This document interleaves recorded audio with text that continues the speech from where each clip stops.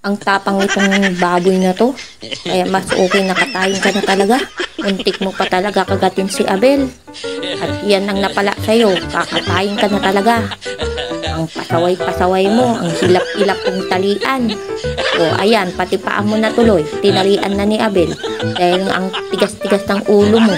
O yan, ang hirap talaga maging baboy, di ba? O inamoy ka pa, ang baho mo daw. Eh magkasing amoy lang din naman kayo. O di ba, nabahuan pa. O ayan, napagod ka tuloy, kakailag. Ayan, hinihingal ka na tuloy. Kaya wala kang magagawa kundi katayin ka na talaga. Gawin kang dinuguan at gawin kang lechon. O di ba, bahala ka dyan. At bukas, kakainin na kita. Dahil nga, favorite kitang kainin, lechon at dinuguan. At ayan, ginigisa ko na ang laman loob mo. At bukas, mabubusog na kami.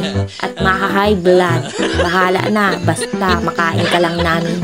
Ang tigas kasi ng ulo mo eh. Palag ka ng palag eh. Ayan, napala mo. Hinatay na kita. At makakain na rin namin ikaw bukas.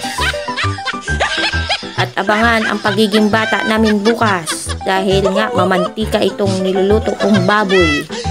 Karne ng baboy ay laman loob pala. Tingnan na. O ayan.